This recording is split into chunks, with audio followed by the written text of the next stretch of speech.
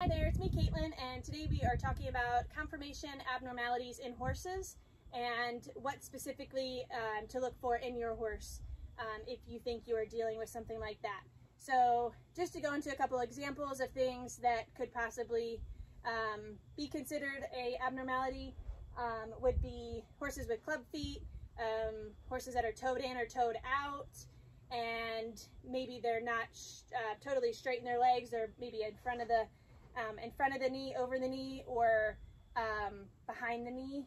And then behind, you could have horses that are built super straight up behind. And I'd also like to get into some EPM and Lyme disease that can sometimes cause some muscle atrophy in horses, and that I've had a lot of people had to deal with over the years, and bringing their horses back from those type of illnesses. So this horse in particular, actually, she's a 4-year-old thoroughbred mare. She was supposed to be a racehorse and never made it that far because she actually at one point had fractured her pelvis. And we have no idea, we don't know how she did it, but she does have a tilted pelvis, so her pelvis is lower on the right side. She has been cleared by multiple vets that said that she is totally okay to be ridden, and she's in training to figure out what her limitations are, if any, and kind of what she's going to hold up for under saddle wise. But she's been with me 3 months now, and she's been doing awesome. She does get chiro every about 6 weeks. She gets her feet done. We've added a pair of hind shoes, so she's shod all the way around to help with her being able to push off behind, and she gets body work done in addition to the chiro. So there is a lot that goes into maintaining a horse like this, but they are totally able to have normal lives and be ridden, and just here to kind of go into a little bit of depth and maybe give some hope to people that are dealing with issues like this, and let them know that your horse isn't a total throwaway and they can actually be used. And later in the week on my Facebook page, we're going to go into some specific exercises that we're using for this horse in particular, and some other exercises that can help you with your horse. But this video in particular is about what to look for in your horse on the ground and under saddle, to know that you're dealing with a conformational abnormality. So first things first, just really put eyes on your horse on the ground, and you want to look at how well they're put together, and basically if they're symmetrical or balanced on both sides. I like to look at a horse standing directly in front of them.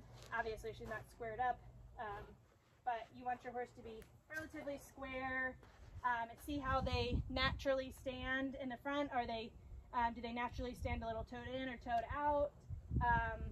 And then another thing that I like to do, if your horse is safe enough to do so, is I'll actually put a bucket or a mounting block behind them, and I stand up on it so I can see how symmetrical they are from above. So her left shoulder is much more prominent and well muscled compared to her right shoulder, which correlates to her right pelvis. Obviously, if she's not being able to push off quite as well with this right pelvis being like fractured, like I said, she's not going to build that muscle in the right shoulder. So as you can see, she's basically like riding two different horses. So we are working on building up that right side and getting that a little bit more muscled, getting it a little stronger, so she can be a little, she's never going to be perfect behind, but we can certainly help her with compensation and whatnot. So those are the main things to look for. Other things to look for when you're riding and under saddle: does your horse trip a lot while you're riding it or doing groundwork? Or do they struggle bending one way or another? Do they struggle picking up a certain canter lead? And then finally, do they have any behavioral problems under saddle? Are they anxious? Are they acting out, bucking, rearing, etc., kicking out? If you suspect anything like that, my first step is to call your vet. Get your vet out, do a lameness exam, and then, you know, you quite possibly might have to pull some x-rays to really see what's going on in there. And then once you, you know, get your vet to give you their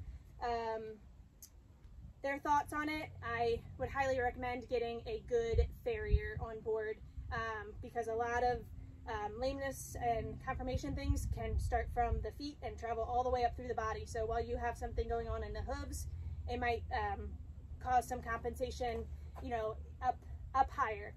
So get a good farrier on board and get your vet and your farrier to work together. So I hope you enjoyed this video, and make sure you head on over to my website, ktsnaturalperformance.com/confidence boost, and you can get my freebie, which is the 16 ways to build your confidence under saddle, and I'll put the link in the comments for you. So thanks for watching, and stay tuned for the following posts throughout the week about going into a little bit more depth on exercises to help your horse who may have a conformation abnormality.